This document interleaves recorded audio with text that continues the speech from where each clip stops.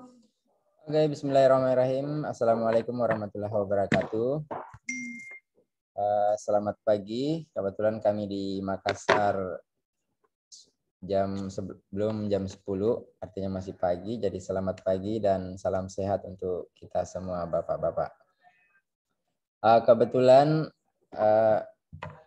saya diamanahkan untuk membawakan mata kuliah teknologi informasi yang dimana teknologi ini kita akan gunakan di proses pembelajaran atau proses perkuliahan yang ada di Patria Arta.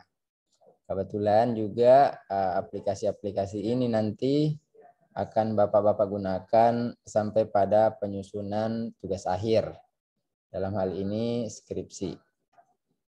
Nah, perkenalkan Pak, saya Irwan Syarif. Kebetulan saya dari Fakultas Teknik, bukan dari Kesehatan Pak, tapi saya dari Fakultas Teknik Universitas Patria Arta. Kebetulan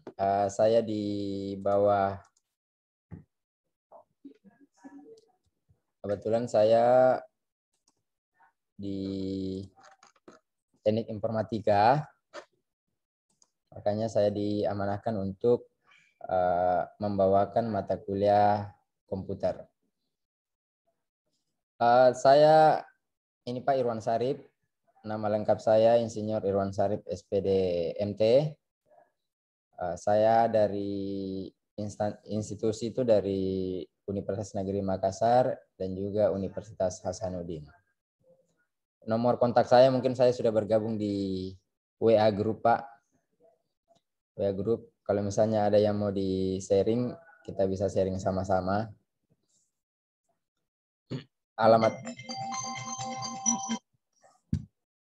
Alamat email nanti kita akan diskusi baik menggunakan email atau menggunakan aplikasi-aplikasi daring yang ada atau sudah viral sekarang. Baik itu dari segi aplikasi Google, aplikasi Zoom kayak ini, aplikasi Discord dan seterusnya. Dan untuk distribusi materi dan penugasan, kita akan masuk di aplikasi Google Classroom. Semua baik diskusi, apalagi transfer data, juga untuk penyelesaian kewajiban tugas, nanti kita akan diskusi atau kita akan menggunakan aplikasi Classroom tersebut. Ya. Nah, sekarang kita akan masuk sedikit tentang komputer. Kenapa sih keperawatan atau kesehatan atau kebetulan di Patria Arta itu masuk tentang komputer?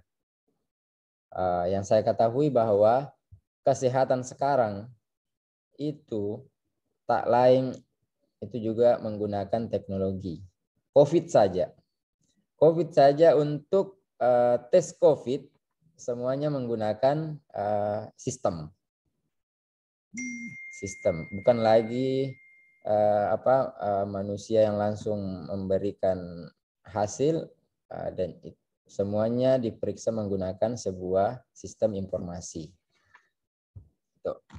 Itulah kenapa. Nah, mungkin Bapak-Bapak sudah ketahui semua bahwa semua perangkat komputer itu memiliki 3 perangkat utama.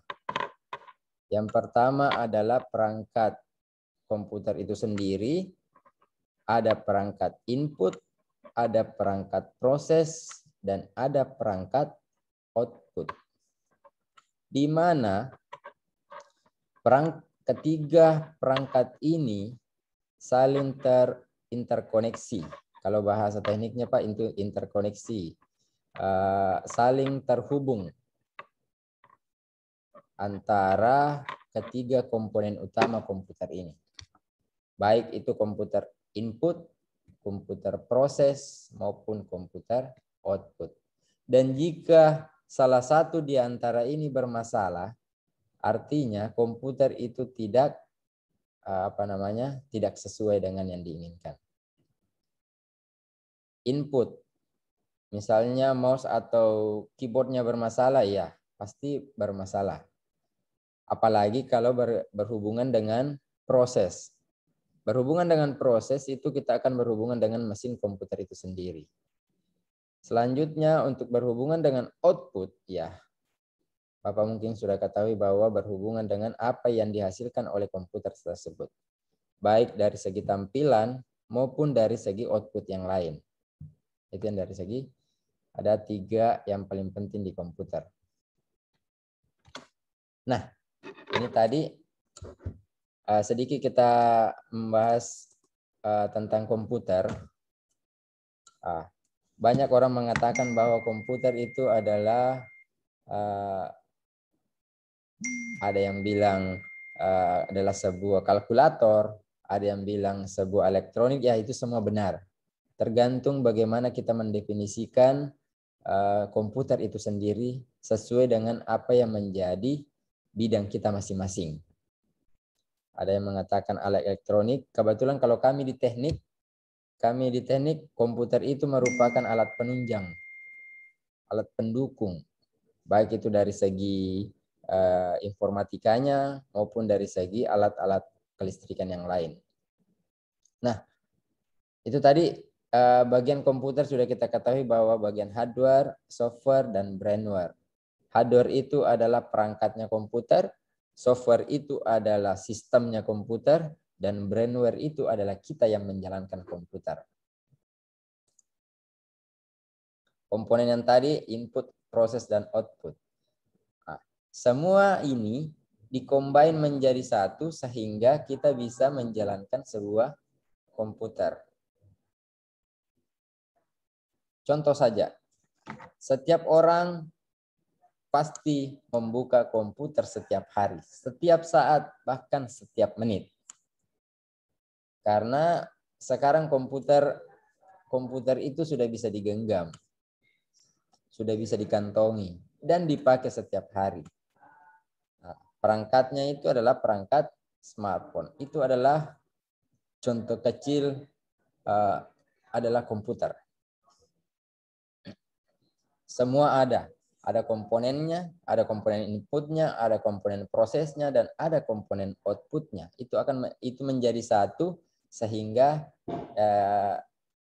komputer ini bisa membantu kita dalam kegiatan apapun. Nah, ini tadi mengapa kita belajar komputer? Yang pertama adalah ya kita ketahui adalah perkembangan teknologi. Yang kedua adalah alat primer. Ini untuk sesi pertama kita masih bahas sedikit tentang komputer. Setelah itu kita akan masuk ke bagian atau aplikasi komputer. Sekarang mungkin Bapak-bapak sudah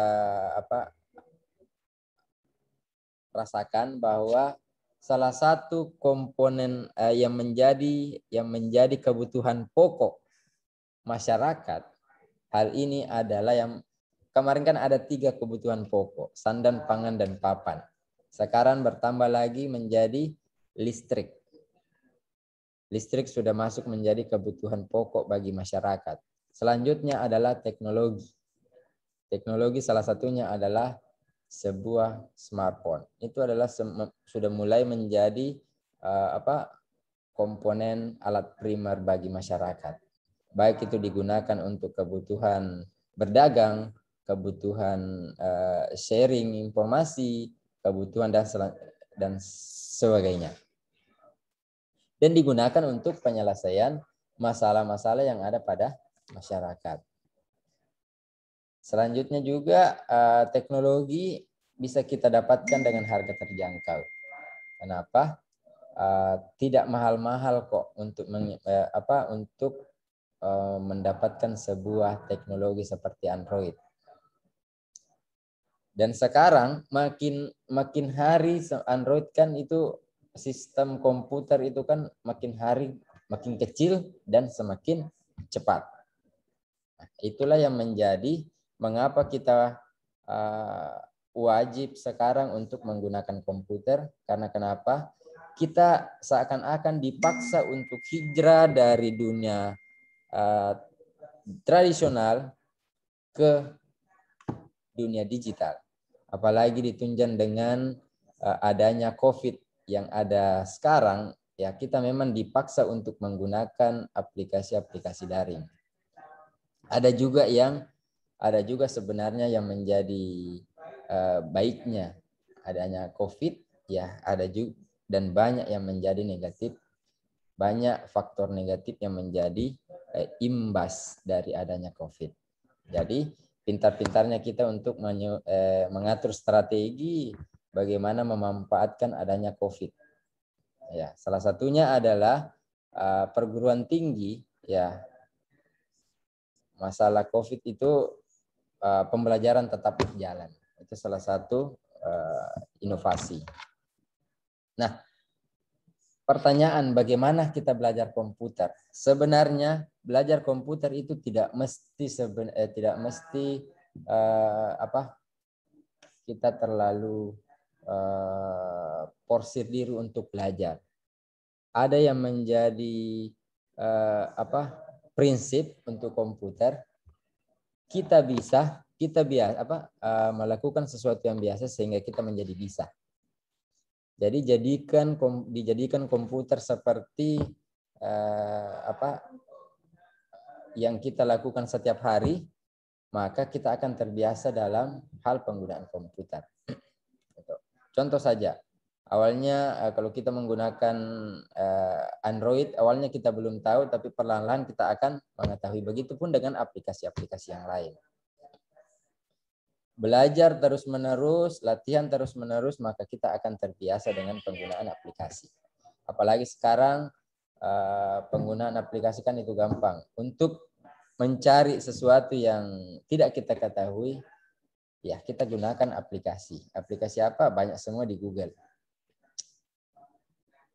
Informasi-informasi yang ada di Google itu ya kita bilang mungkin ada semua. Ada semua, tinggal bagaimana kita memanajemen, bagaimana kita mencari atau menfilter referensi-referensi yang ada pada Google tersebut. Selanjutnya adalah di sini ada masuk nomor 5, cara perawatan dan perbaikan serta pengembangan. Di dunia medis beberapa perangkat kesehatan itu berbasis teknologi, berbasis komputer.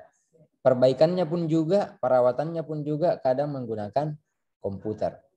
Jadi di sini masuk bagaimana kita merawat dan memperbaiki sebuah perangkat-perangkat yang ada di yang kita lakukan, yang kita gunakan dalam kehidupan sehari-hari. Salah satunya di kesehatan kan ada yang namanya kalibrasi. Kalibrasi kan itu kadang menggunakan komputer sendiri dan kadang menggunakan secara manual. Itu.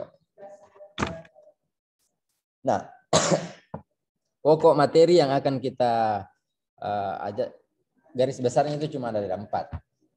Yang pertama adalah analisis operasi dasar sistem.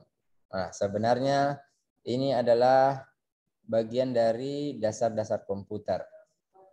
Kemudian adalah aplikasi dasar komputer. Nah, aplikasi yang kita lakukan yang kita gunakan baik dari dunia pendidikan, dunia perkantoran atau dunia industri, itu pasti kita akan menggunakan aplikasi dasar komputer. Salah satunya adalah Microsoft Office. Baik itu membuat laporan, membuat presentasi, membuat apa dan sebagainya, itu tak lain kita akan menggunakan aplikasi dasar komputer. Selanjutnya, kita akan mengcombine antara aplikasi dasar komputer dengan aplikasi-aplikasi yang berbasis daring. Banyak aplikasi yang disiapkan oleh Google secara gratis yang bisa kita manfaatkan, dan tidak semua orang sudah memanfaatkan aplikasi-aplikasi fitur gratis yang ada pada Google. Gratis sebenarnya bagi kita, tapi aplikasi yang dimiliki oleh Google adalah pundi-pundi emas yang dimiliki oleh sebuah Google. Kita buka, ya mengalir juga uang yang memiliki tersebut. Makanya orang sekarang berlomba-lomba untuk membuat sebuah aplikasi yang berbasis online. Kenapa? Karena masih makin viral atau makin banyak orang yang buka aplikasi tersebut, maka makin banyak juga efek yang dihasilkan oleh aplikasi tersebut. Selanjutnya adalah ada beberapa aplikasi-aplikasi penunjang proses perkuliahan yang ada, yang kita akan sedikit membahas atau sedikit simulasi bagaimana penggunaan aplikasi tersebut untuk menunjang proses perkuliahan, terutama pada proses skripsi nantinya. Karena pembuatan skripsi sebenarnya itu ya gampang-gampang susah. Ada gampangnya juga dan ada susahnya.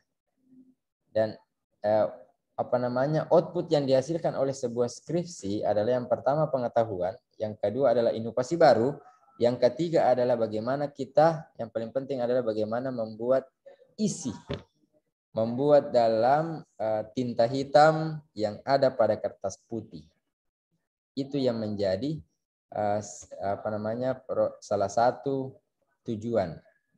Nah, untuk membuat coretan pada kertas putih ini harus kita memiliki dasar memang, dan tidak lagi kita menggunakan sesuatu yang tradisional, dan sudah banyak aplikasi-aplikasi yang bisa kita gunakan sehingga waktu untuk pembuatan tersebut lebih efisien dan efektif. Lebih cepat kita kerjakan dan hasilnya juga sangat efisien dan sangat sesuai dengan yang diharapkan. Itu.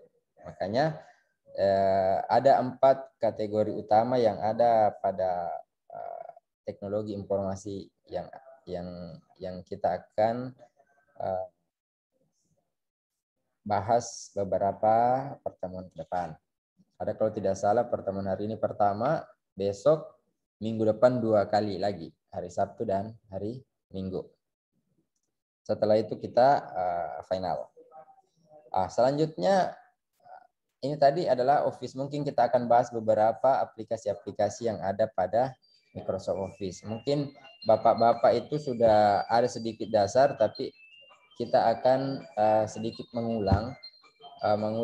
Kalau misalnya ini adalah informasi baru, alhamdulillah. Kalau ini adalah informasi kita mengulang, ya kita lebih mahir atau lebih menguasai sedikit tentang Office. Begitupun dengan aplikasi Google. Selanjutnya adalah aplikasi proses penunjang perkuliahan. Itu kita akan combine di antara beberapa keempat pokok materi ini.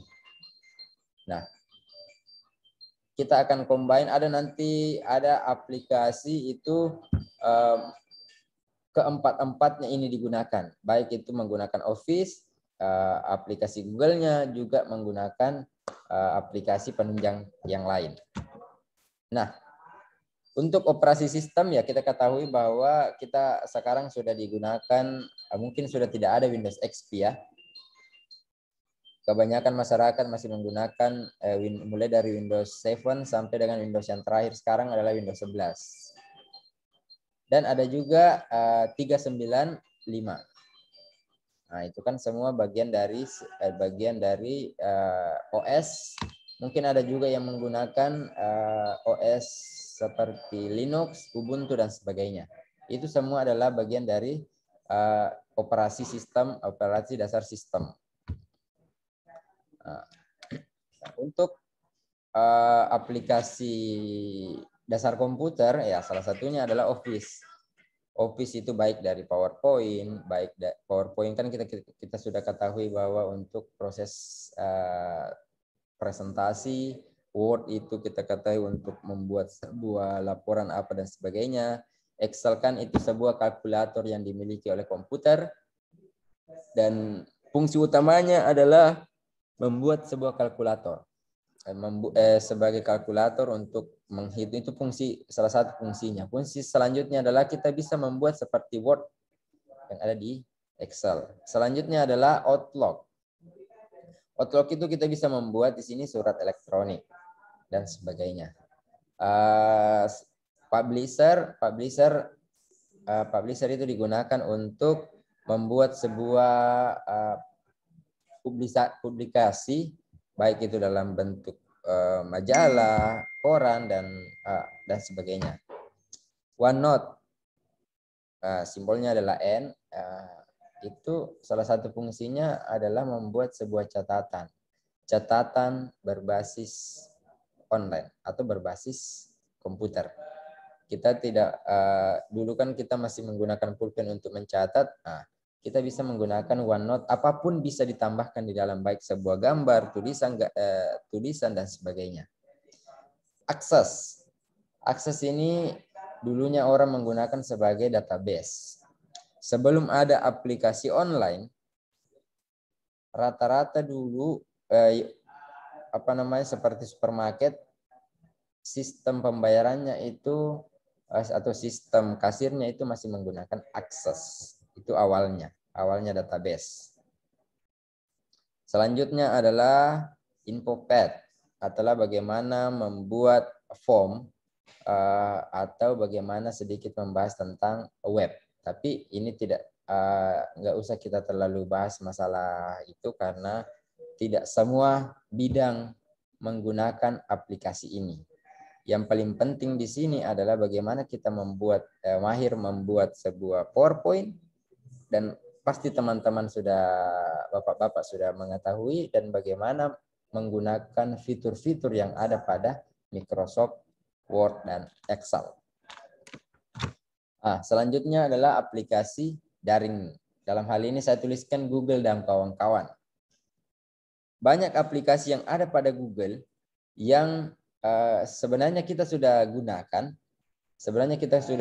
Tapi kita belum mengetahui, oh ternyata ini ya. Salah satunya adalah jika kita mendapatkan di WA kiriman sebuah aplikasi, sebuah file dalam bentuk Word. Nah, kenapa bisa terbuka di Android? Karena sudah memiliki aplikasi-aplikasi Word yang berhubungan langsung dengan Google. Begitupun dengan Excel, begitupun dengan PowerPoint, begitupun dengan PDF, dan seterusnya. Yang menggunakan Android pasti menggunakan Google.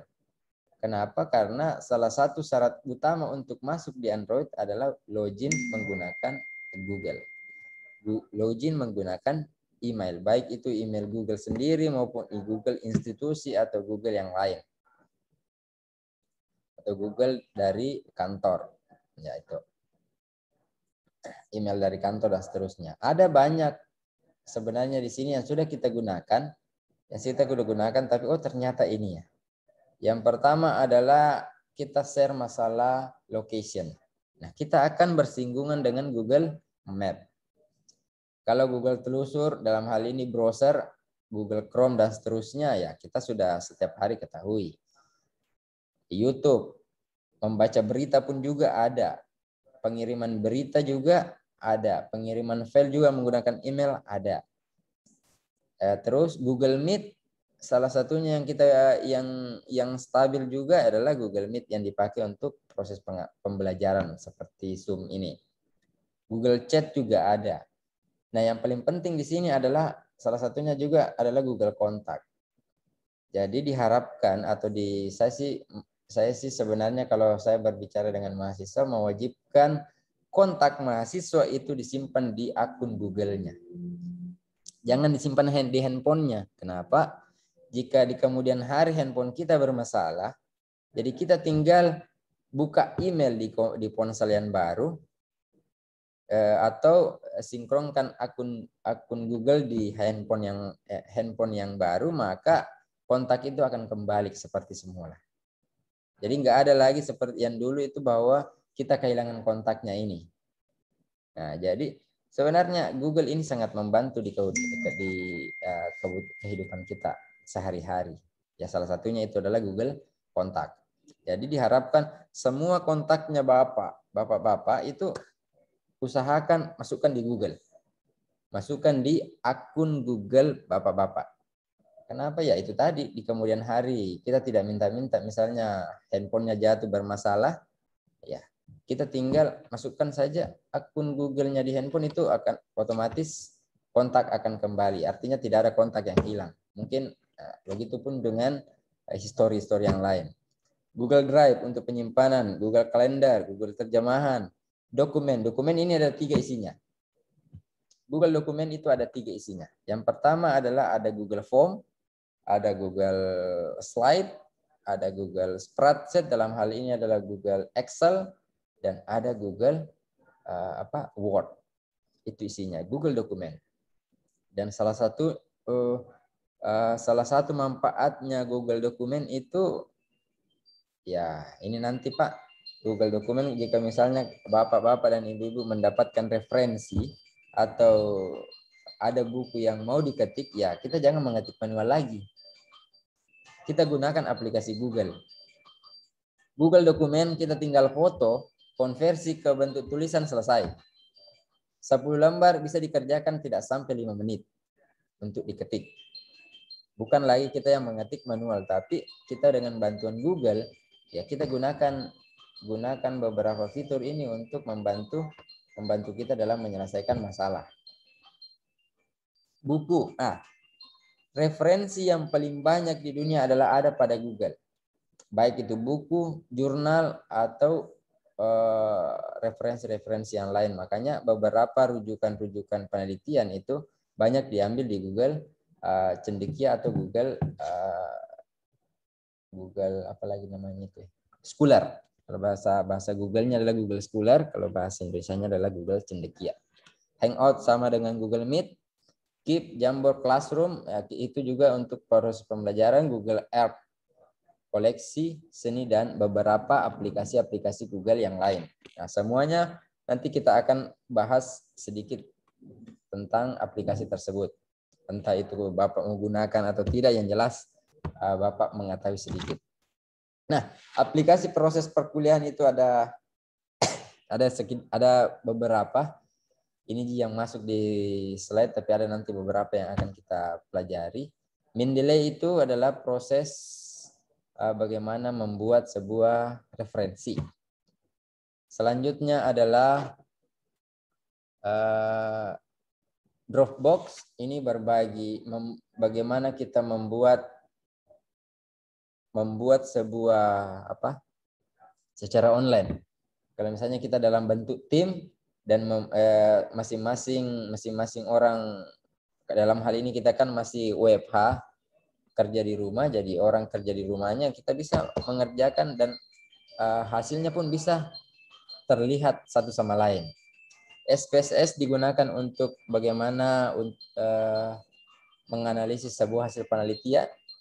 Plagiarism checker itu adalah untuk melihat apakah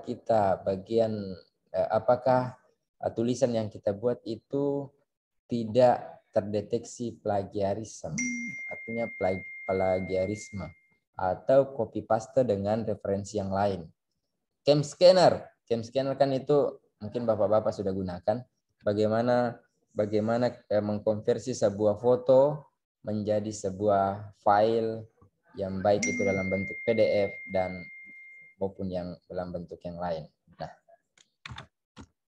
selanjutnya Pak, ada pertanyaan sekilas tentang pengenalan atau pertemuan pertama kita dalam mata kuliah teknologi informasi ini.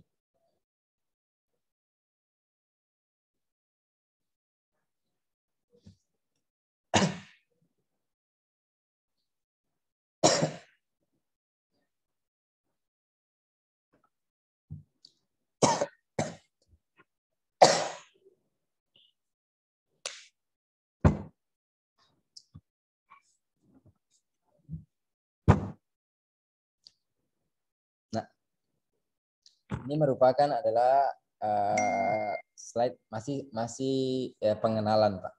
Kita masih perkenalan satu sama lain, baik itu perkenalan materi maupun dengan perkenalan Bapak-bapak.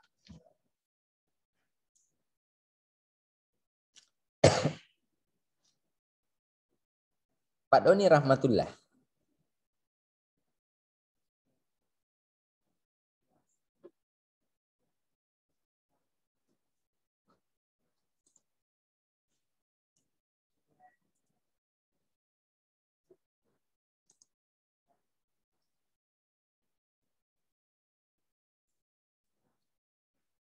Oke, selanjutnya kita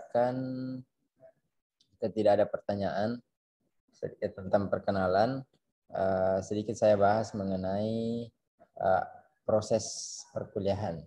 Nah, proses perkuliahan merupakan ini apa? Kita hampir sama dengan proses latihan karena penggunaan sistem informasi itu bukan hanya sekedar teori saja. Jadi kita sedikit berteori dan juga langsung melakukan praktikum penggunaan aplikasi. Itulah teknologi informasi. Jadi kita tidak berteori terus.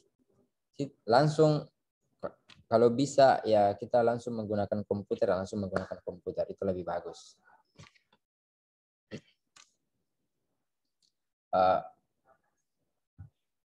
Perkuliahan kita ya hampir sama dengan proses pelatihan.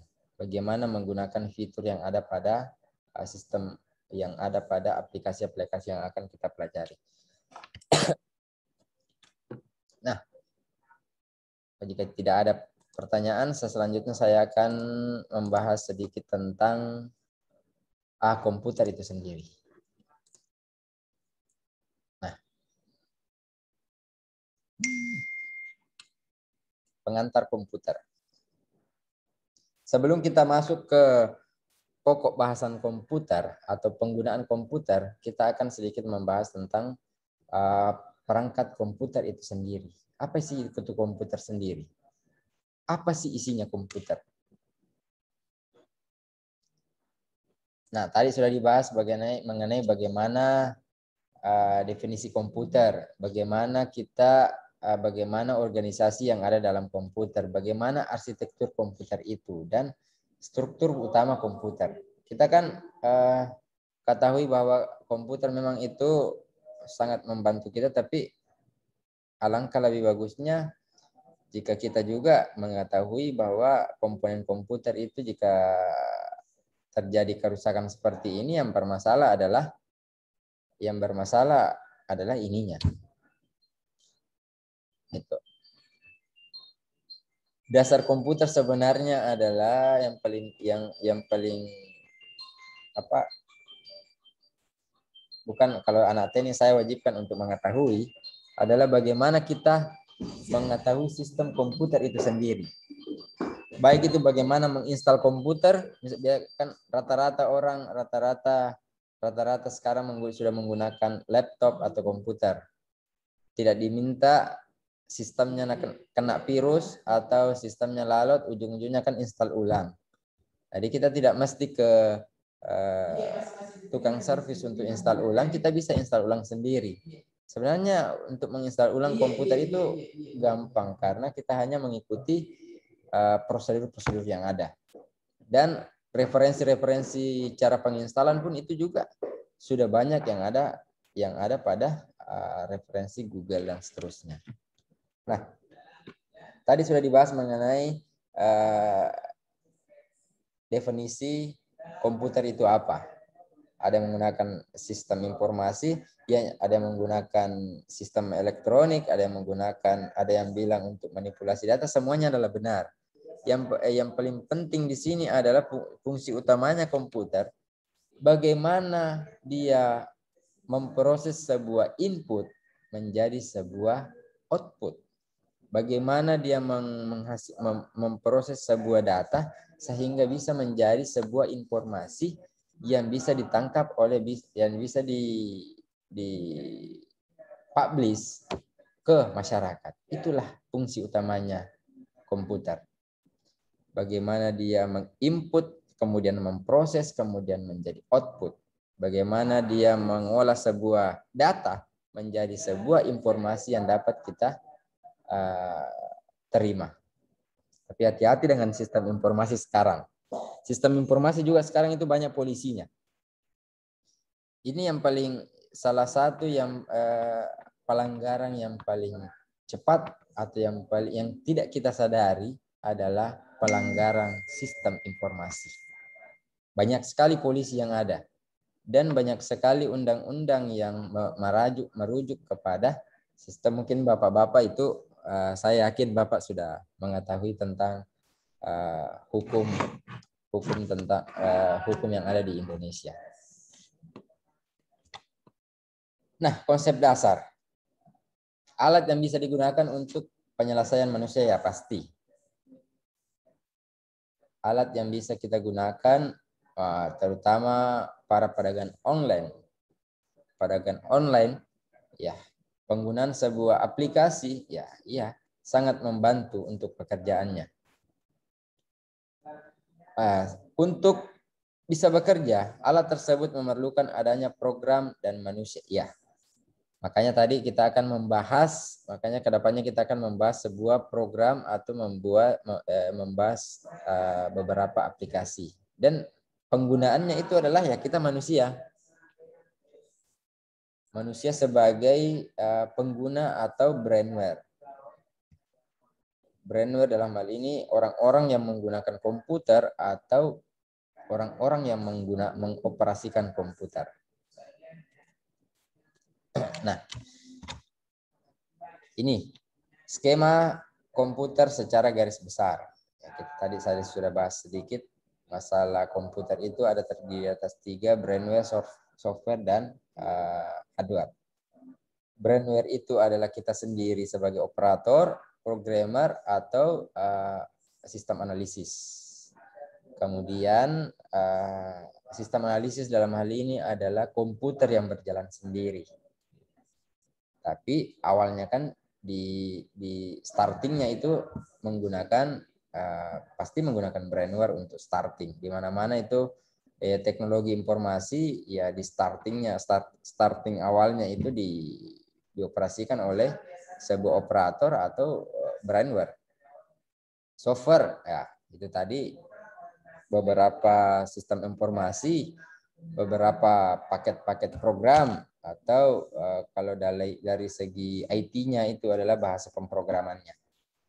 Nah, itu tadi input dan output, input proses dan output itu adalah bagian dari hardware atau perangkat keras pada komputer, yang mana perangkat outputnya, inputnya, dan prosesnya.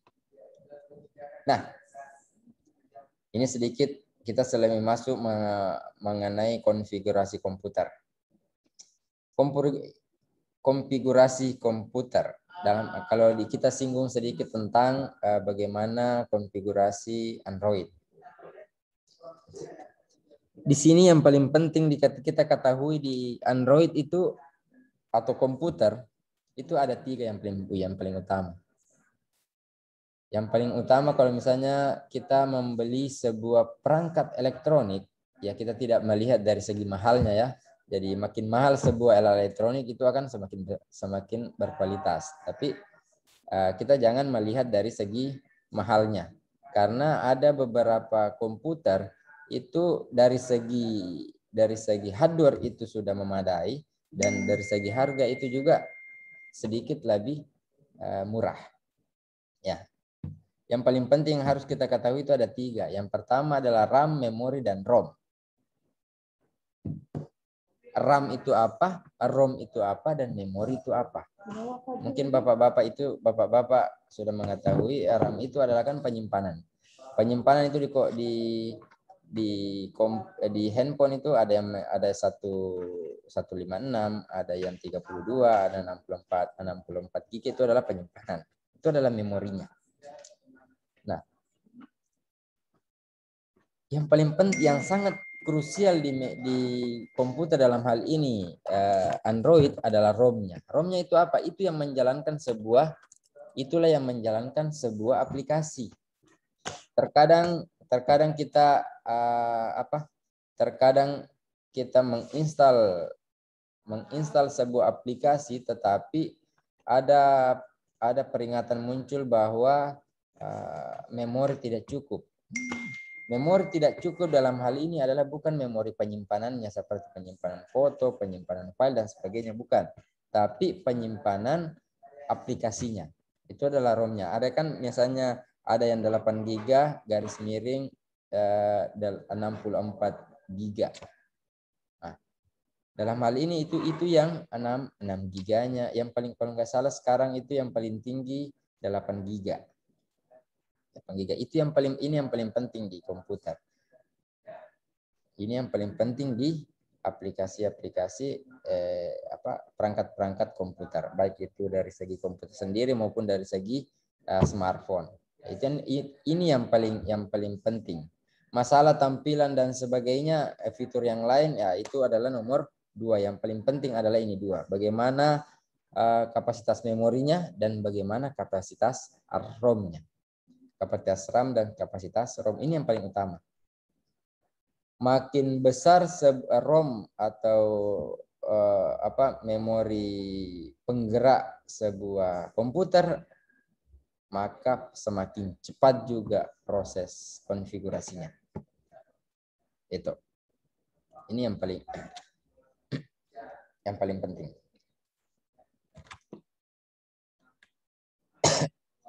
Perangkat komputer. Nah, struktur utama komputer. Nah, ini sudah kita sedikit membahas tentang bagaimana struktur utama komputer. Di mana komputer kita ketahui bahwa fungsi utamanya adalah proses komunikasi, integrasi, proses interkoneksi, atau proses saling terhubung antara beberapa komponen komputer. Baik itu CPU, mesin komputer adalah alat proses, itu adalah kita kenal dengan CPU. Bapak-bapak mungkin mengatakan bahwa ini ya, itu yang di tengah kita biasanya kita bilang CPU. Angkat CPU-nya komputer.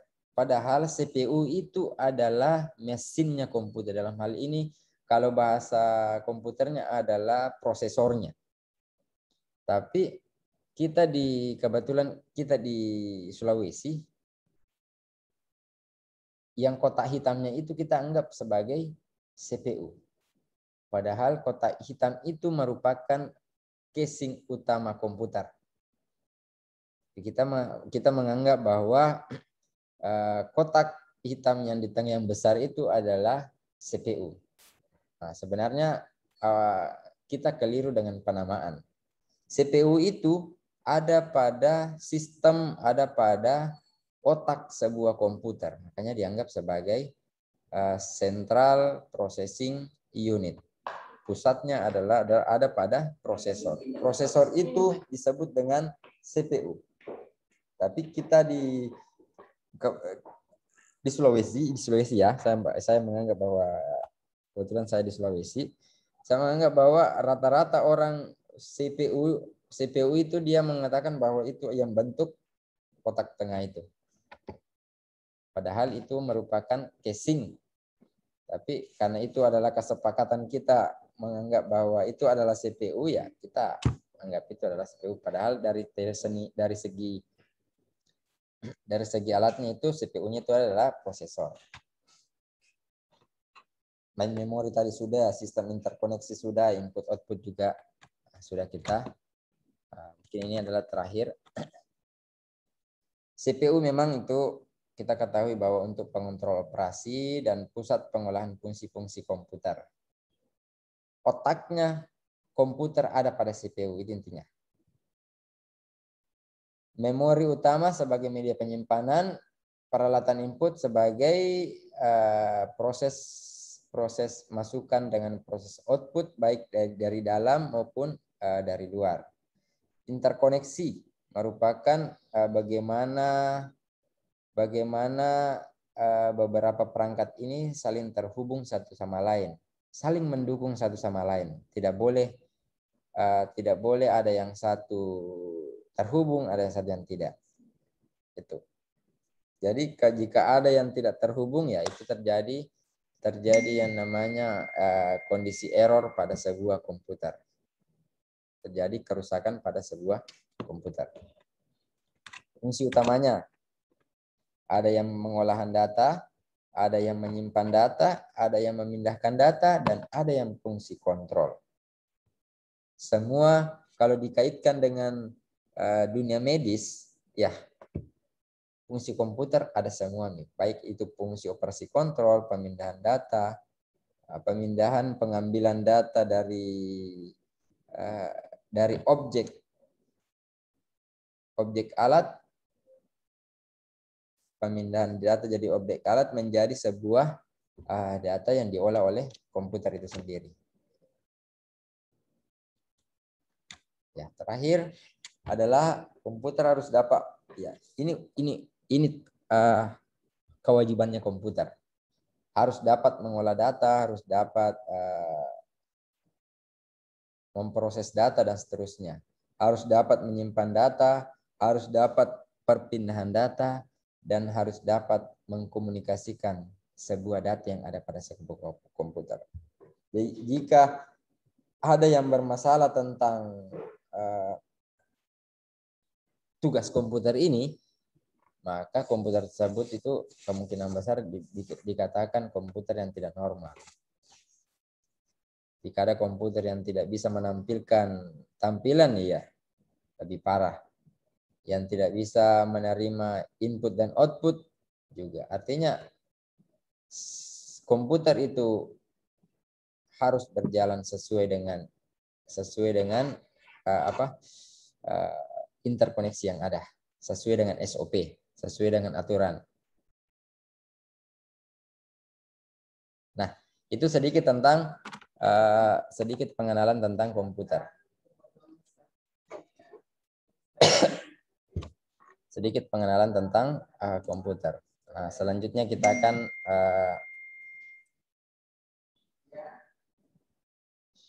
akan membahas. Nah, kita akan masuk ke aplikasi-aplikasi yang penunjang aplikasi-aplikasi Office. Ada pertanyaan Bapak-bapak dan Bapak-bapak? Belum, Pak. Belum. Oke, sebelum kita lanjut, itu ada Pak.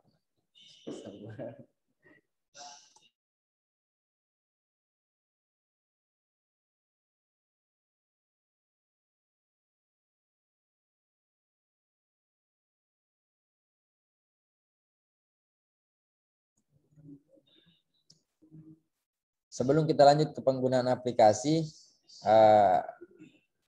kita istirahat sedikit, istirahat sebentar sekitar 10 menit. Kemudian kita akan masuk ke aplikasi selanjutnya. Sebelum itu saya mute dulu untuk rekamannya. Tadi kita lanjut Pak ya. Tadi kita sudah bahas mengenai bagaimana sih komputer itu. Bagaimana sih komputer, apa sih itu komputer, dan bagaimana sih, apa sih yang ada di dalamnya komputer. Tadi kita sudah sedikit membahas bayangan yang ada pada sebuah komputer. Kalau untuk masuk ke spesifikasi komputer, ya kan bukan ilmunya ya. Ilmunya iya, tapi masih banyak yang mesti kita bahas, apalagi ini dalam ilmu keperawatan. Nah, untuk selanjutnya ini adalah mungkin kita sedikit mengulang atau sedikit latihan mengenai apa yang saya share screen pada kesempatan hari ini. Nah, mungkin Bapak-bapak sudah tahu semua apa sih yang terbuka di layar share screen-nya Bapak.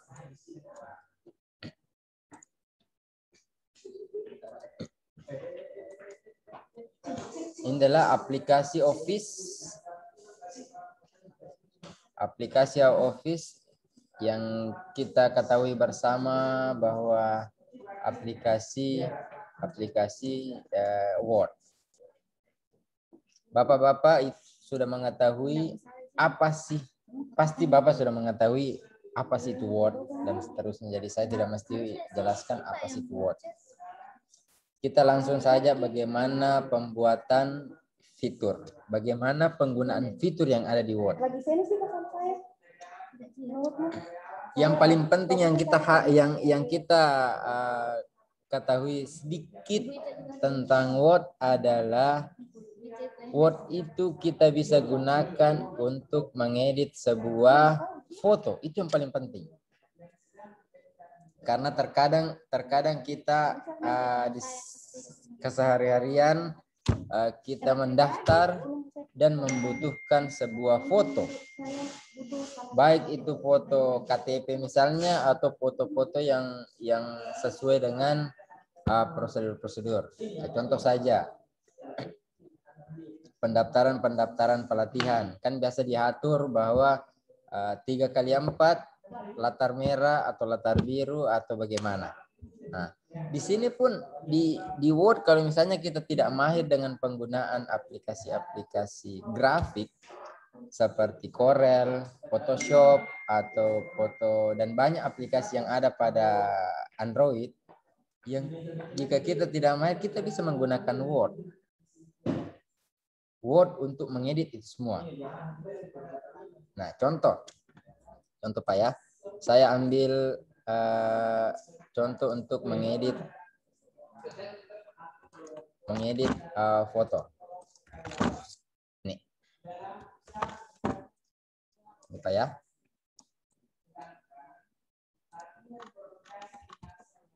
Misalnya sudah ada foto, kita mau pindah-pindahkan foto ya, kita tidak usah klik, langsung saja klik fotonya, pilih yang setiap foto itu pasti ada muncul tanda di sebelah kanan atas. Kita tinggal pilih saja apa yang kita butuhkan. Pindah. Nah, untuk membuat mengganti latar foto itu gampang. Kita klik 2 kali saja fotonya. Kan kalau normalnya seperti ini. Kita klik 2 kali fotonya saja akan muncul format. Atau kita langsung klik saja format. Atau kita klik fotonya langsung klik format. Nah, di sini kita banyak fitur yang bisa kita gunakan di sini. Banyak fitur yang ada di Word yang orang-orang biasa lihat, tapi bagaimana cara penggunaannya. Nah, di sini untuk mengganti background di sini ada remove background, kita bisa gunakan. Nah, semua yang berwarna ungu itu yang akan terhapus. Semua yang berwarna ungu itu yang akan terhapus. Jadi kalau warna ungu bajunya seperti ini ya jangan ditekan keep change, karena itu akan hilang. Tuh. Nah, jadi gimana caranya supaya saya mau kasih hilang ini yang warna merah ya, kita pakai ini. Kita pakai tanda mark as area to keep. Salah. Ini.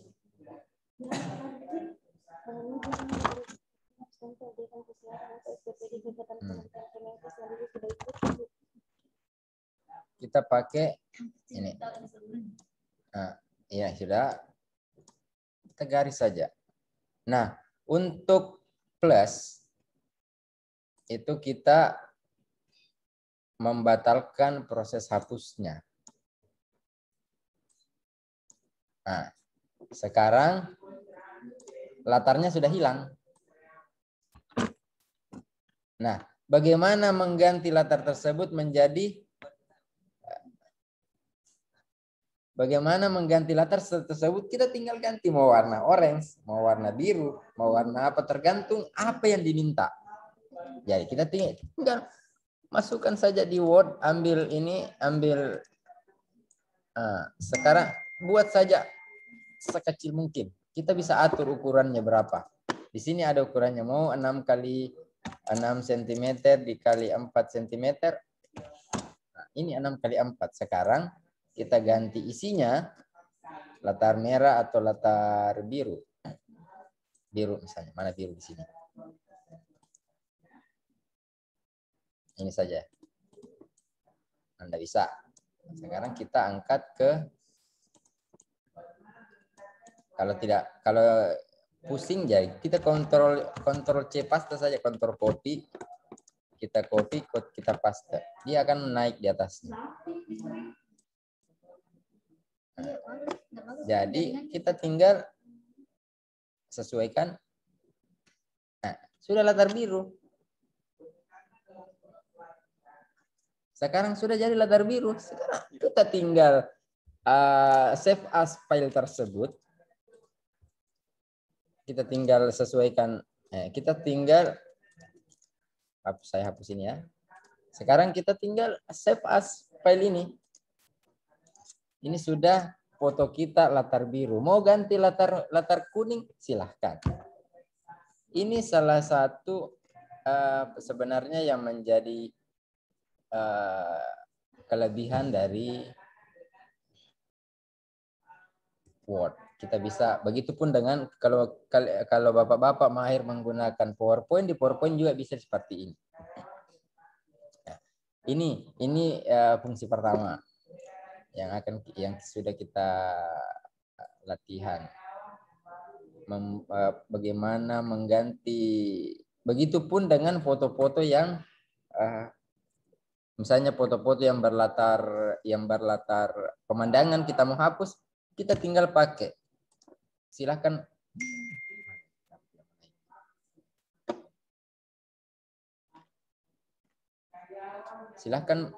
menggunakan format dan gunakan remove. Ini baru penggunaan remove background. Correction. Jika ada foto kelihatan gelap, ya kita gunakan correction saja. Mau tampilannya lebih putih dan seterusnya, ya kita pakai correction.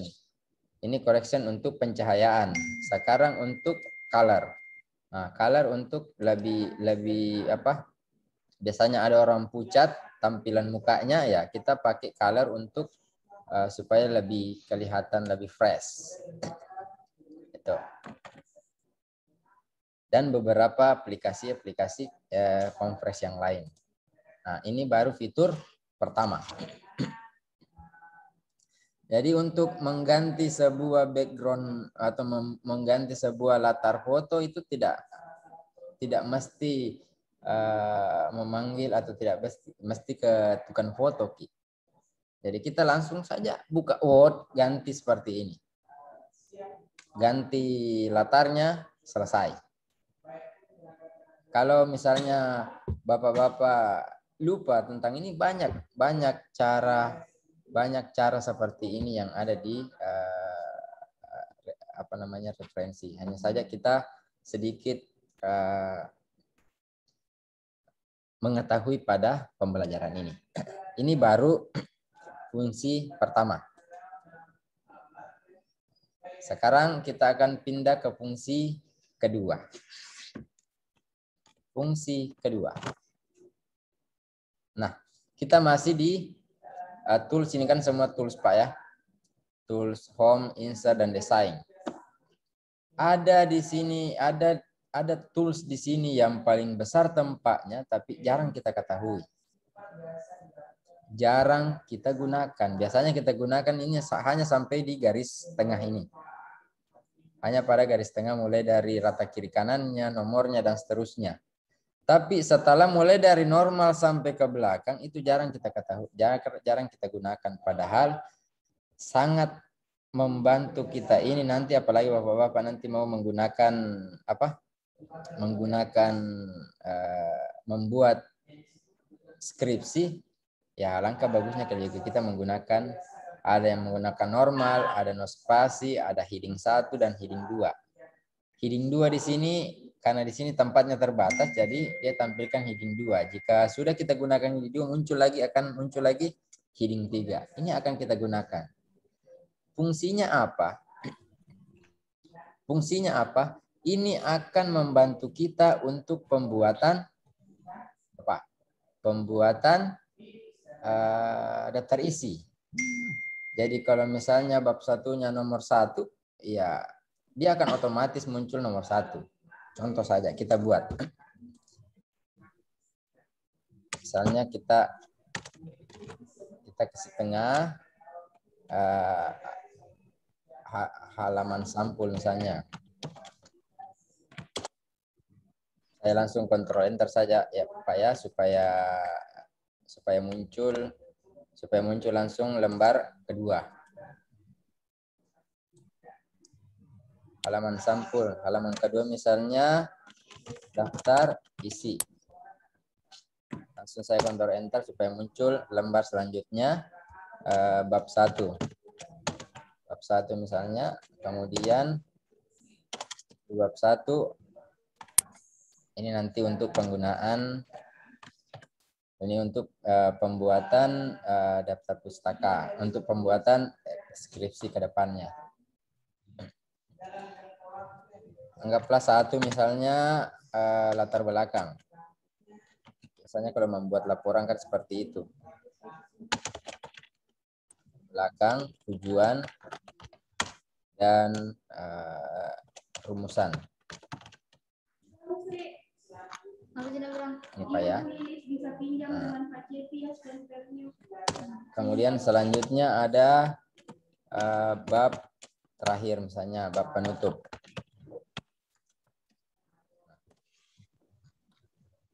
Fungsi kita akan menggunakan kita akan menggunakan fungsi yang ada pada tools form.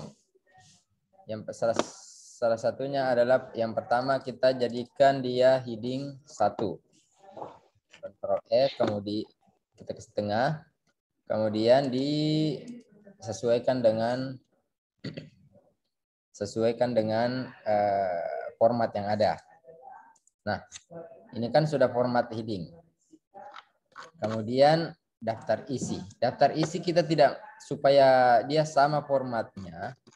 Ini kan tadi ia heading 1, jadi kita tidak mesti, Bapak-bapak itu tidak mesti membuat ulang.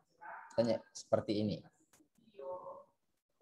Tidak mesti membuat format ulang. Ada fitur yang ada di Microsoft Word, ada di Office, yang memungkinkan kita mengcopy sebuah format, misalnya ini warna merah, kemudian besarnya. Nggak kelihatan Pak di layar Pak. Nggak kelihatan Pak ya? Iya Pak, gelap layar Pak.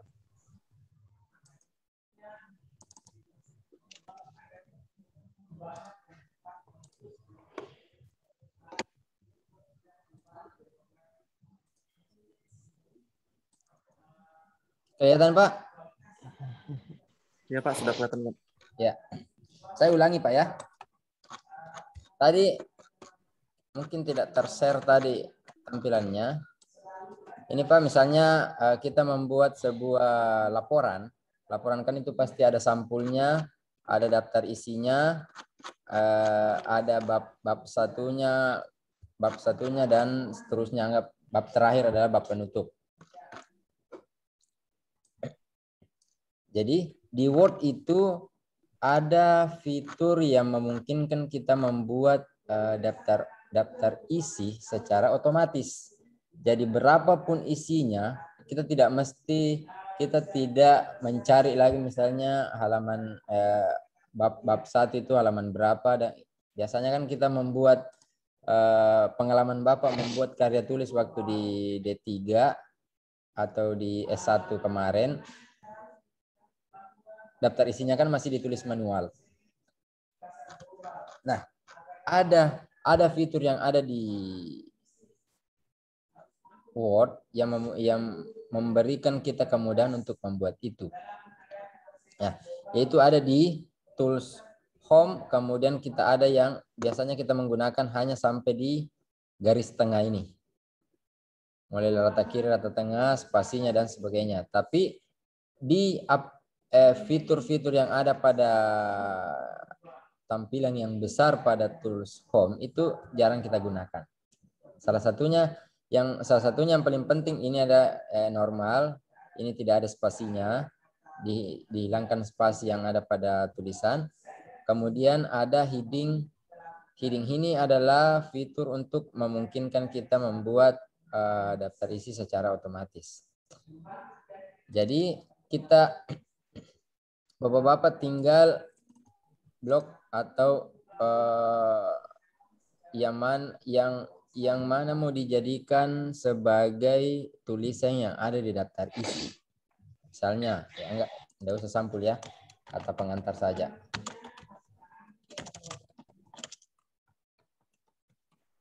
Pengantar.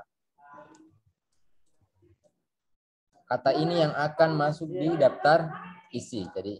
Jadi Bapak-bapak tinggal aktifkan headingnya, kemudian sesuaikan formatnya. Misalnya formatnya Times New Roman, kemudian rata tengah dengan besarnya 16. Ini untuk heading pertama. Selanjutnya ada fitur yang ada di Word yang memungkinkan kita mengcopy semua format yang ada. Baik itu warnanya, misalnya ini saya ganti menjadi warna merah. Baik itu warnanya maupun besarnya, itu akan tercopy secara otomatis. Beda kalau misalnya kalau misalnya kita membuat di sini adalah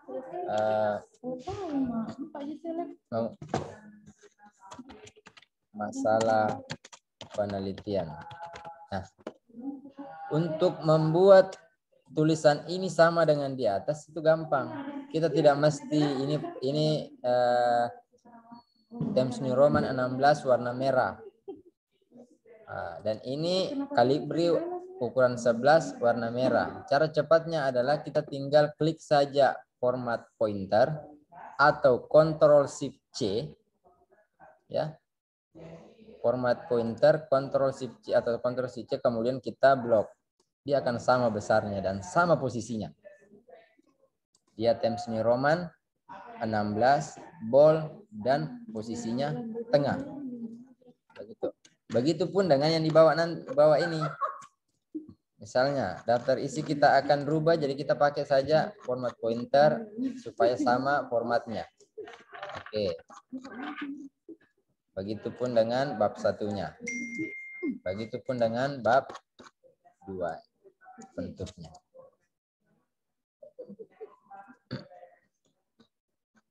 Itu untuk heading 1. Di mana dilihat hasilnya? Di mana dilihat hasilnya? Di bawahnya, misalnya di sini.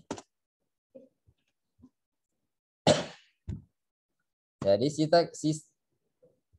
untuk melihat hasilnya itu ada pada mana ya?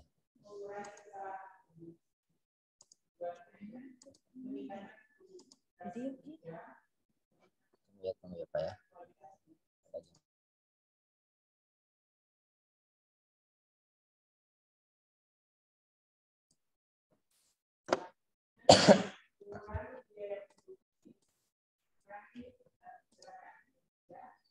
Selanjutnya itu ada di table of content. Gimana?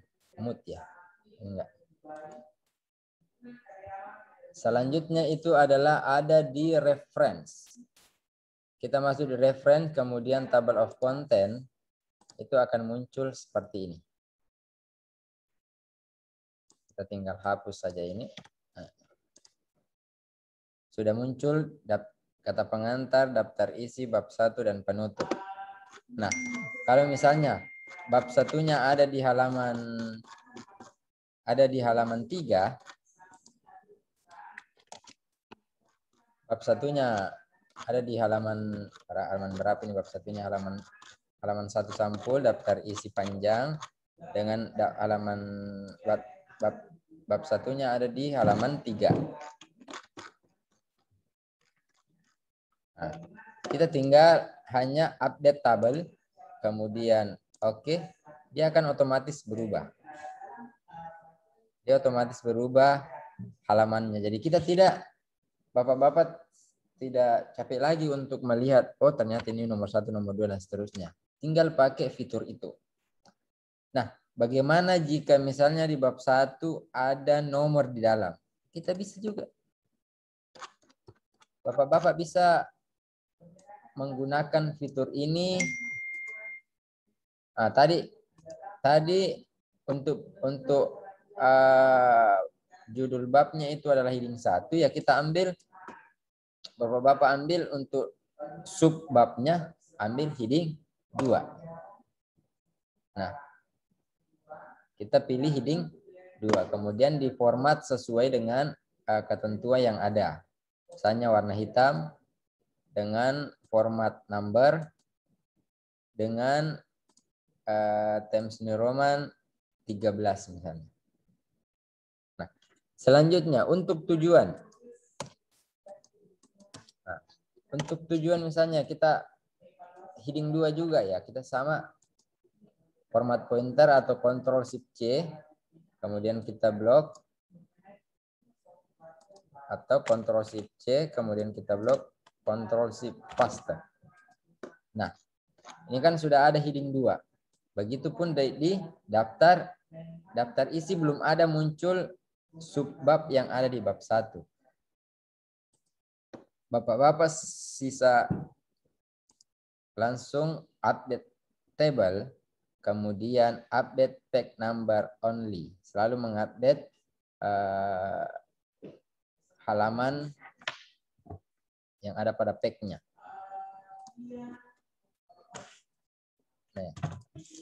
Nah, muncul. Jadi sudah muncul latar belakang, tujuan, dan rumusan masalah. Berapapun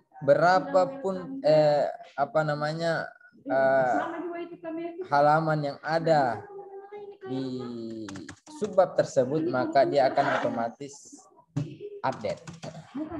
Dia akan otomatis melakukan update tentang penomoran atau pembuatan halaman. Jadi bapak-bapak tidak mesti membuat secara manual. Meskipun sebentar kita bisa,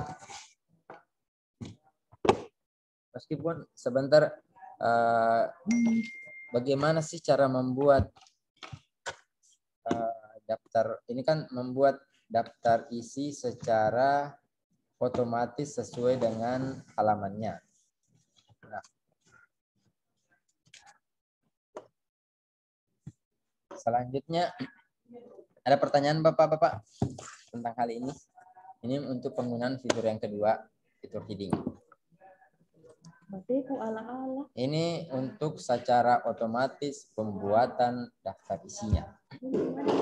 Berdasarkan halaman, berapapun halamannya yang ada pada tulisan kita atau karya-karya ilmiah kita. Ini untuk cara pertama.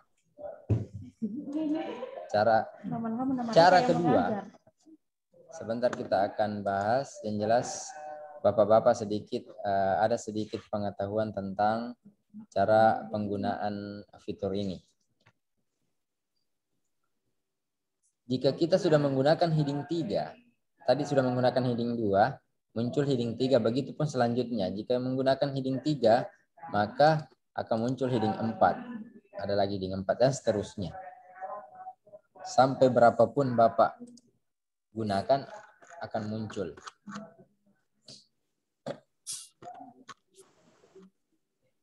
Ini untuk cara pertama.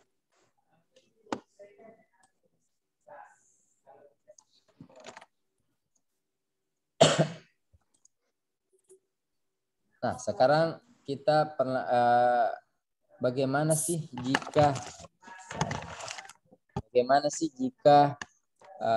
laporannya sudah jadi, sisa dibuatkan halaman atau daftar isi secara manual.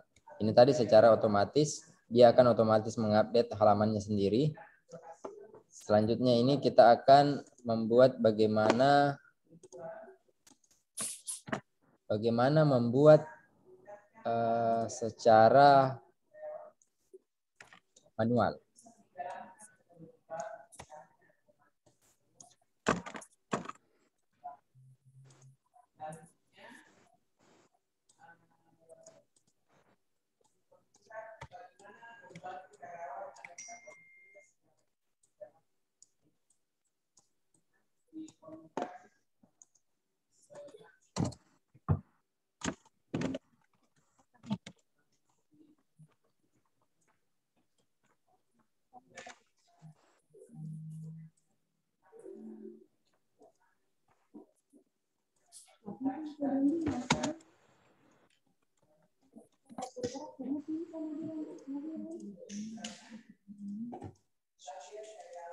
Bisa Ki.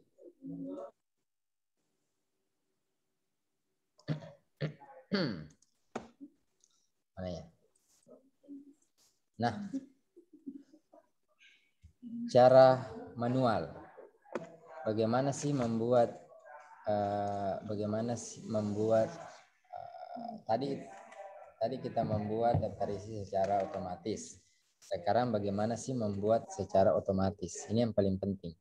Bagaimana membuat titik-titiknya itu lurus.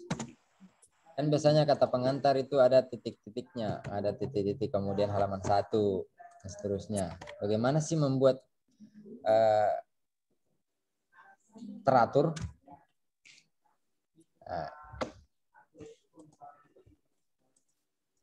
jadi caranya sisa kita blok saja, kemudian pilih tools yang ada pada home, kemudian kita pilih paragraf. Ada pengaturan di dalam, adalah pengaturan tab. Atau cara cepatnya juga bisa ya.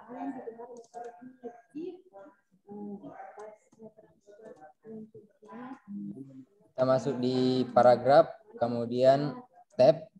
Nah, di sini di fitur ini kita tentukan di mana letak titik akhir untuk titik-titiknya. Nah, jika di sini kita bisa lihat ada ruler yang ada di bawah tools. Biasanya titik-titiknya itu hanya tidak sampai di ujung, sampai 16. Nah, kita bisa gunakan sampai 14 atau sampai di 15. Jadi silahkan tentukan tab stop position. Di mana letak stop position untuk pemilihan titik-titiknya. Nah, contoh, saya ambil di titik stop positionnya nomor 15. Berarti dia akan berhenti di lurus di 15. Kemudian, ini ada leader. Leader silahkan gunakan titik-titik atau garis strip, terserah. Biasanya kan kita gunakan titik-titik. Kemudian kita set, kemudian oke. Penggunaannya di mana? Kita tinggal tab.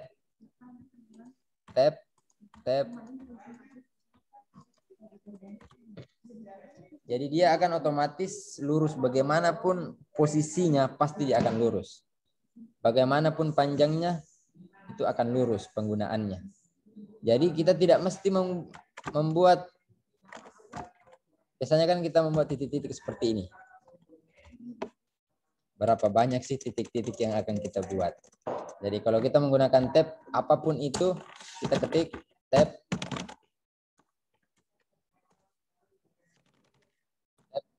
pasti lurus. Nah, semua ada di pengaturan paragraf. Masalah halamannya ya kita isi sendiri. Ini untuk pembuatan secara manual. Ini untuk pembuatan secara manual. Jadi yang paling penting di sini sebenarnya adalah bagaimana menggunakan tab untuk penggunaan titik-titiknya.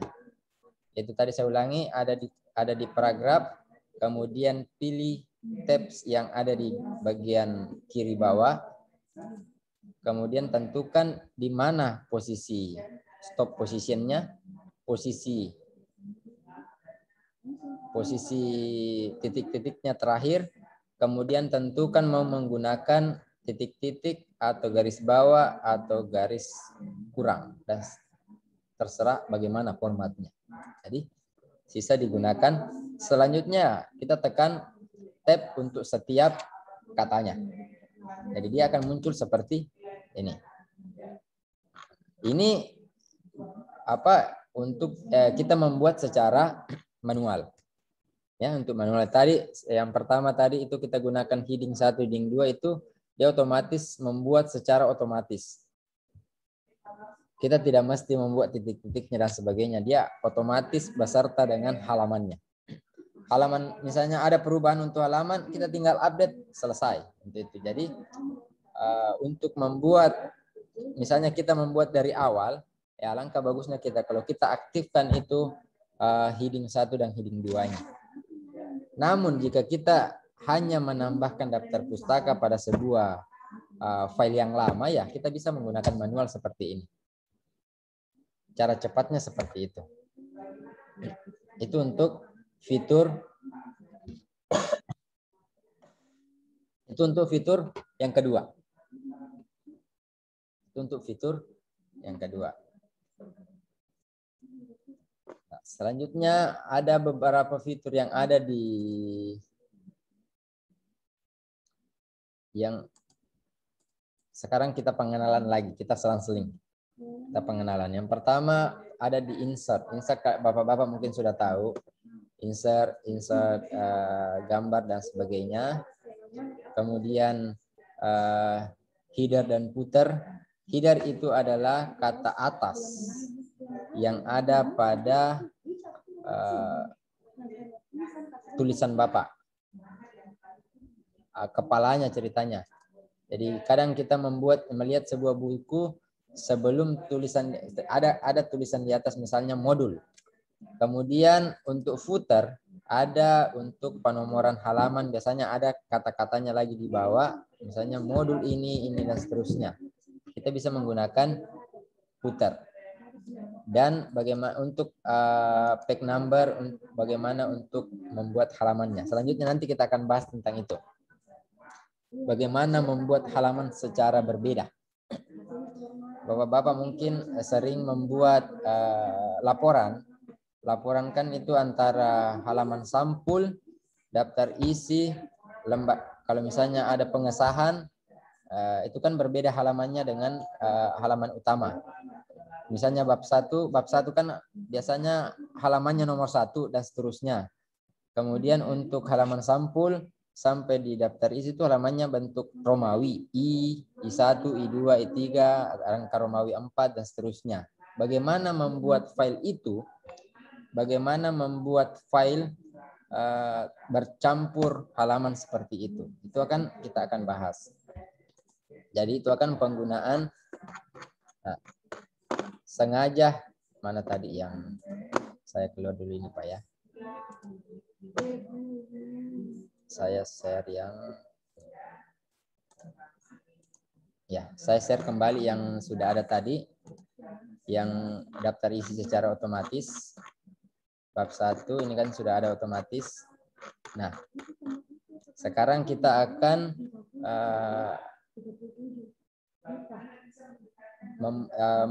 memperagakan atau mensimulasikan bagaimana membuat halaman itu secara berbeda. Ada di insert. Ada di insert, Pak ya.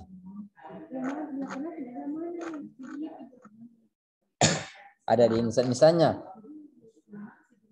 kata pengantar itu halaman I. Daftar isi halaman I2. Kemudian bab 1 itu halaman 1. Bagaimana membuat satu file halamannya seperti itu? Kan biasanya cara manualnya itu adalah kita membuat satu-satu file. Terpisah filenya. Sekarang bagaimana kita membuatnya satu file bersamaan. Nah, itu ada misalnya sudah jadi seperti ini Pak ya. Nah, sekarang ada di page break. Kita gunakan yang ada di insert. Ada fitur di sini namanya adalah page break. Ada. Kemudian atau ada di page layout, kemudian kita ada muncul di bricks.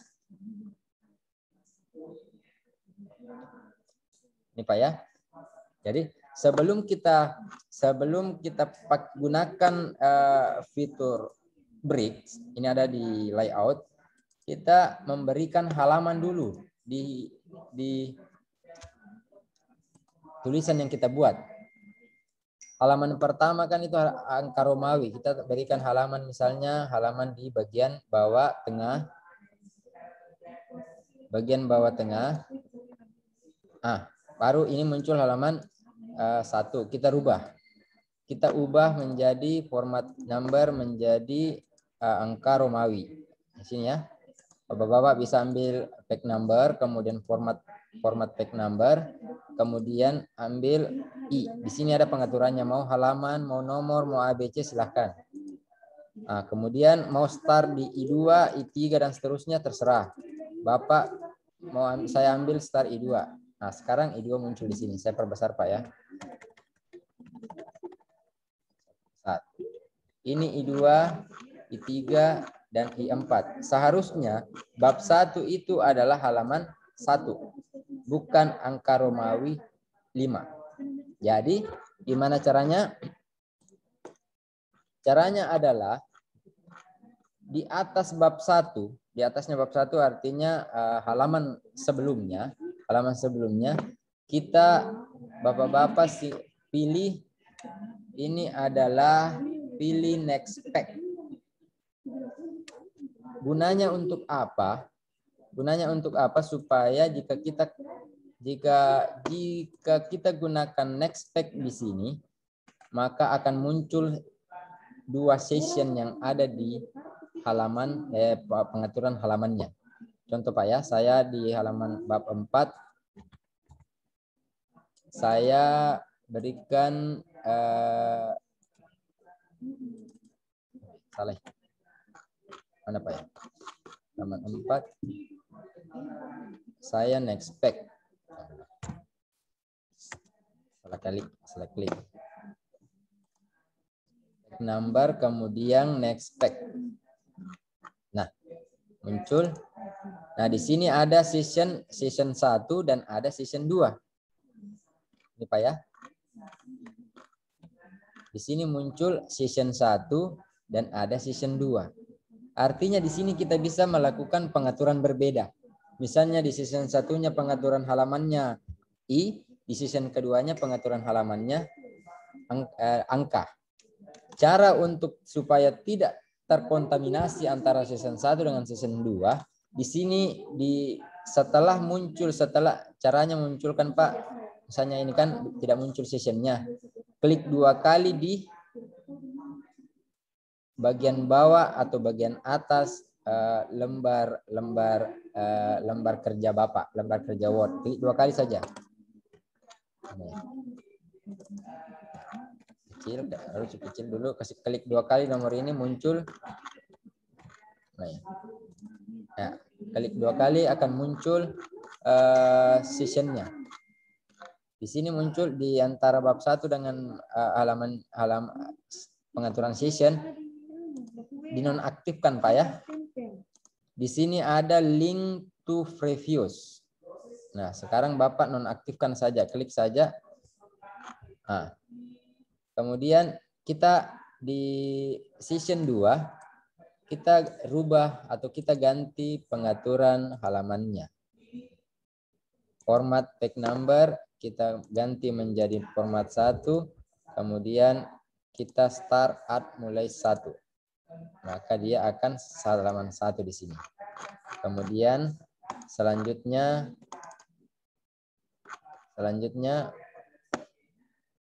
halaman 2. Nah, halaman 3 dan seterusnya. Jadi di sini muncul halaman I4, kemudian selanjutnya adalah halaman 1. Ini untuk proses pembuatan halaman berbeda pada Microsoft Word. Ada pertanyaan Bapak?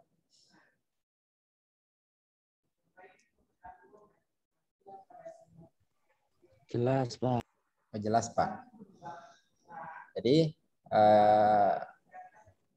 semoga apa yang menjadi latihan pada hari ini Bapak bisa ingat pada saat pembuatan skripsinya Bapak atau laporan hasil penelitiannya Bapak ke depan. Dan ini pun akan digunakan. Saya yakin Bapak-Bapak akan menggunakan fitur ini pada saat pembuatan karya ilmiah Bapak ke depan.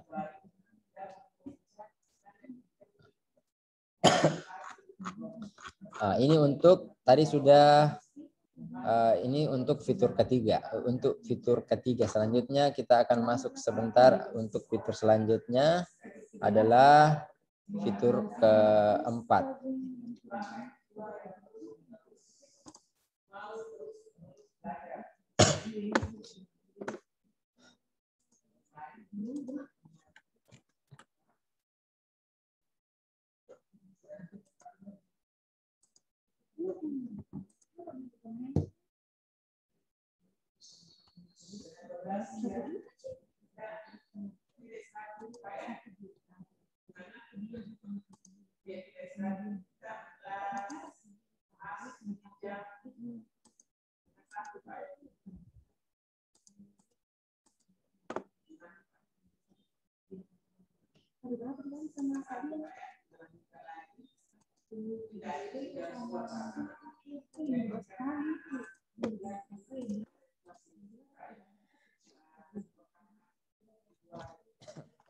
Oke.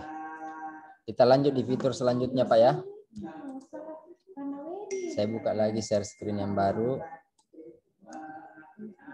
Ya. Share screen yang baru. Ya.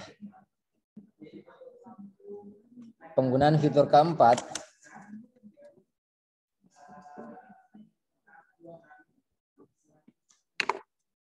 Penggunaan fitur keempat itu sebenarnya ada di reference. Tapi penggunaan referensi ini kita akan gunakan bersamaan dengan penggunaan aplikasi-aplikasi lanjutan seperti aplikasi Mendeley atau aplikasi-aplikasi daftar isi, daftar pustaka yang langsung kita ambil referensi di Google. Misalnya kita ada tulisan di Google, kita mau masukkan sebagai referensi di tulisannya Bapak, ya kita akan menggunakan aplikasi tambahan. Jadi aplikasi tersebut akan sinkron atau akan bersinggungan langsung dengan penggunaan Office. Kita skip dulu itu. Untuk selanjutnya adalah penggunaan, ada di sini adalah penggunaan mailings. Bapak-bapak mungkin ada yang pernah menggunakan penggunaan mailings. Mailings untuk apa? Nah, kebetulan kan bapak-bapak ada yang berada di lapangan, ada yang berada di kantor dan seterusnya. Jika di kemudian hari Bapak diharuskan untuk membuat sebuah biodata atau membuat sebuah data online atau membuat sebuah surat,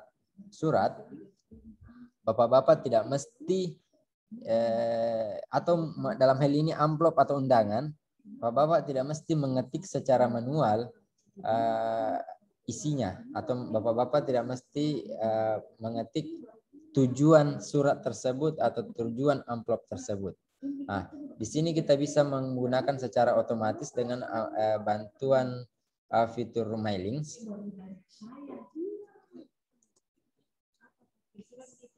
Dengan bantuan fitur mailing sehingga kita bisa membuat dia juga secara otomatis.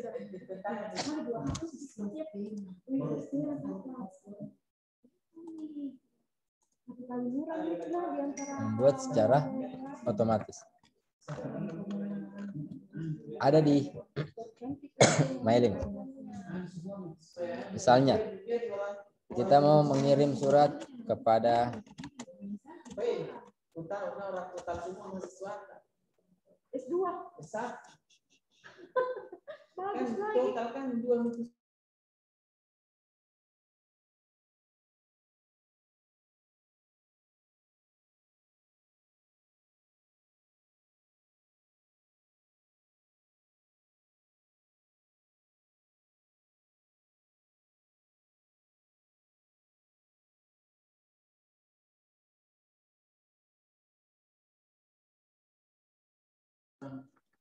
Oke, kita lanjut Pak ya.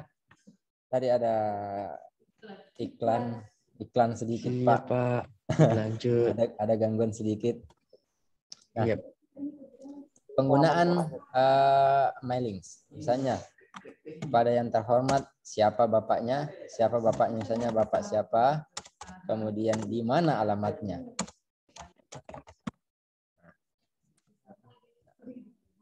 Terkadang kita gunakan untuk pembuatan amplop undangan pernikahan. Kita bisa gunakan ini. Excel juga kita bisa gunakan untuk mailing. Nah, untuk nama-namanya, bapak-bapak bisa combine-kan antara file Excel, misalnya sudah bapak-bapak ketik di Excel, atau misalnya manual juga bisa. Nah, kalau manual di sini sudah disiapkan a new list. Nah,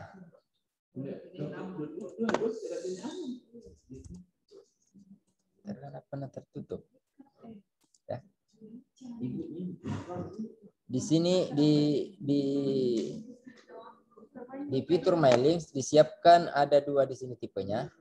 Tipe new list untuk membuat secara manual, dan use existing list itu jika database-nya Bapak itu ada di Excel. Jadi kita tinggal pilih filenya. Kebetulan dalam hal ini belum, anggap kita misalnya belum ada memiliki database di file Excel, jadi kita membuat secara manual. Di Excel, di Word itu sudah dibuat template seperti ini.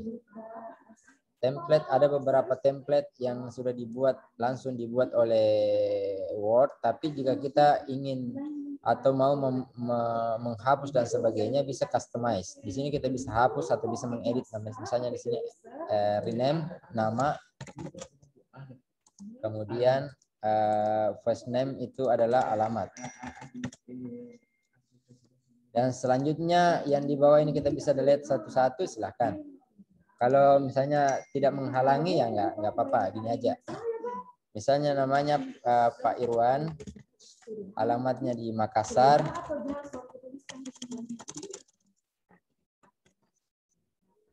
Kita bisa new entry, misalnya Pak Wawan di Kaltim, Pak Asri di Kaltara, Pak ya. Kaltara misalnya, dan selanjutnya. Misalnya Sahar di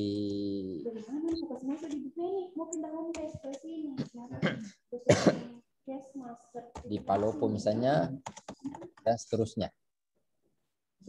Oke. Nah, untuk penggunaannya kita save, misalnya database, kita save dimanapun itu database, kita simpan dimanapun, terserah dari di komputernya Bapak. Nah,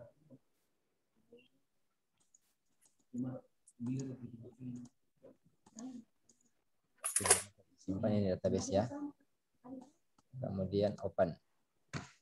Oke. Jika sudah tersimpan tadi, Bapak-bapak bisa add existing list, kemudian pilih database-nya di mana. Nah, setelah itu Bapak langsung menginsert namanya saja, nama, kemudian alamatnya di mana. Alamatnya misalnya alamat langsung. Jadi Bapak-bapak bisa langsung lihat, misalnya Bapak Irwan di Makassar, next Bapak Wawan di Kaltim, next Bapak Asri di Kaltara, Bapak Sahar di Palopo. Jadi langsung, jadi Bapak-bapak tidak mengetik lagi tentang mengenai isinya. Bapak-bapak sisa langsung tambah nomornya berapapun itu, berapapun yang Bapak mau. Begitupun jika kita sudah memiliki database yang sudah diketik di Excel. Jadi Bapak-bapak sisa langsung use an existing list, kemudian pilih Excel-nya. Kalau misalnya sudah ada data file Excel yang sudah Bapak-bapak buat, jadi sisa pilih sheet berapa, kemudian kolom keberapa. Akan muncul semua nanti di sini. Akan muncul banyak seperti ini. Apapun judul kolomnya dia akan muncul di sini, Pak. Contoh, Pak ya. Nggak ada Excel di sini. Nanti kita masuk di Excel, kita sinkronkan. Ini untuk fitur selanjutnya. Jadi untuk ini sebenarnya memungkinkan kita untuk membuat persuratan biodata juga. Misalnya bapak-bapak memiliki banyak pasien dan pasiennya itu mau dibuatkan laporan biodata, bapak-bapak bisa membuat seperti ini. Jadi disinkronkan antara Google Form. Google Form akan menghasilkan sebuah database Excel, kemudian Excel-nya akan dikombinkan dengan Word jadi sebuah data. Itu nanti ya, pertemuan terakhir kita akan sinkronkan seperti itu, Pak. Ada pertanyaan, Pak? Selanjutnya sebelum terakhir di fitur mailing di sini ada fungsi finish and merge. Kita misalnya ada mau membuat biodata yang saya maksud tadi, mau membuat filenya, kita bisa finish and print dokumen.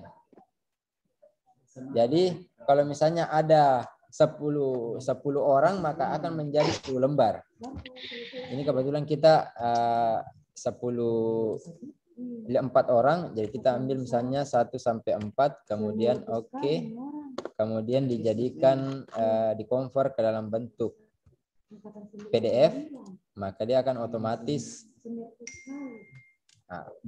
otomatis menyimpan dalam bentuk PDF sebanyak 4 lembar isinya. Jadi kalau Bapak membuat misalnya biodata pasiennya mulai dari awal sampai akhir, gunakan ini saja. Silahkan buatkan link Google Form, kemudian dia isi di smartphone-nya masing-masing, Bapak-bapak langsung ambil database-nya. Nanti disinkronkan di sini. Oke, Bapak-bapak ya. Ada pertanyaan, Pak?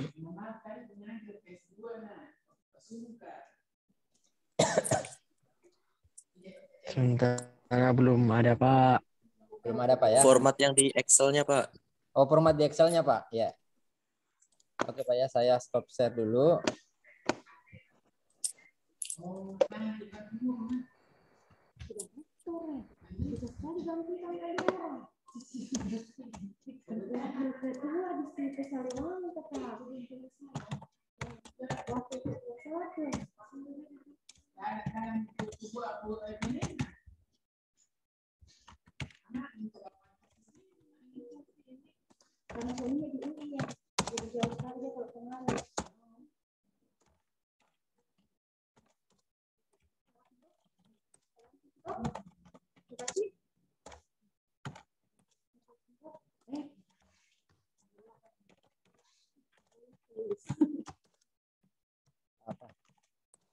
Ini dipindah, yang penting ada pengganti atau yang sama-sama dengan kita toh, yang lebih tinggi lagi ceritanya nih. Let's start. Berarti di sini adalah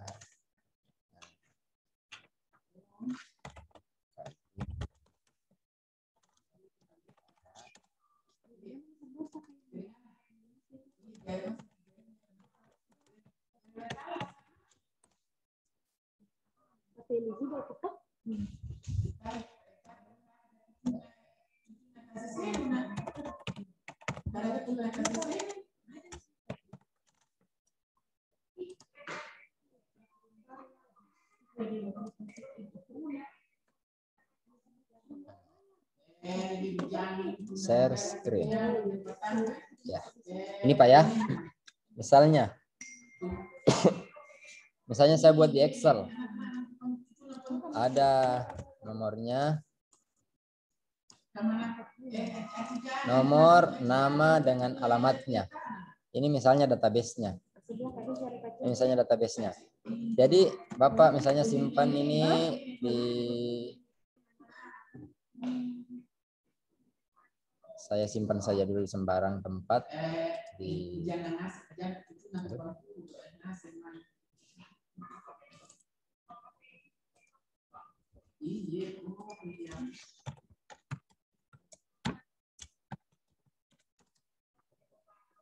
Saya simpan Excel-nya, saya simpan file database ini.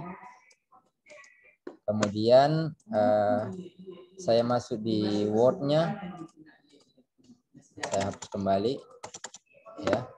Kemudian saya masuk di, kelihatan Pak ya, Word-nya Pak ya.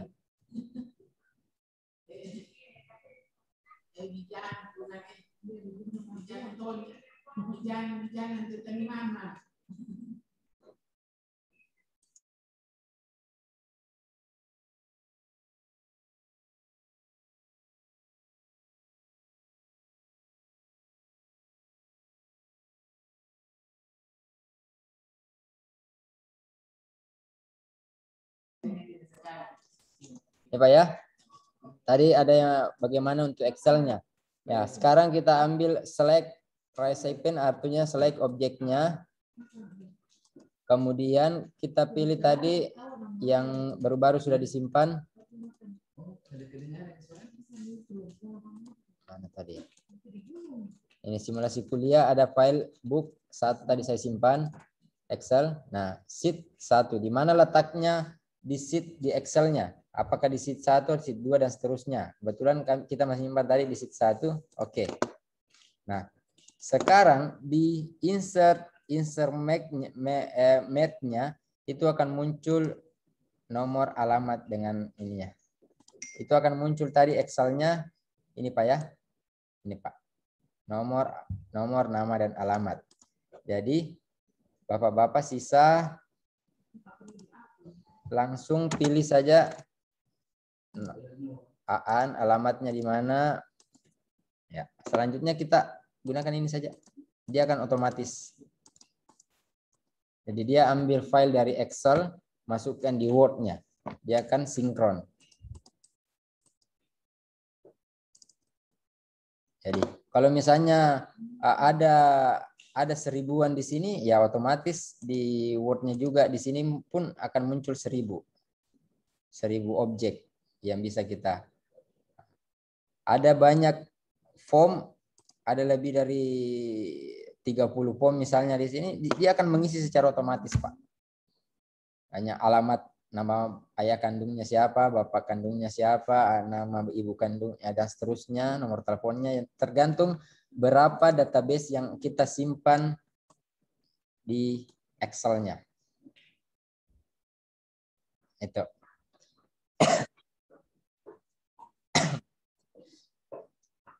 Oke, ada pertanyaan Pak? Itu untuk fitur keempat. Selanjutnya kita akan masuk setelah istirahat. Kebetulan di sini sudah jam 12 Pak. Setelah istirahat sebentar, kita akan lanjut ke fitur ke 6, 7, 8 dan seterusnya. Masih ada beberapa fitur Pak, sedikit tentang Word. Nanti kita akan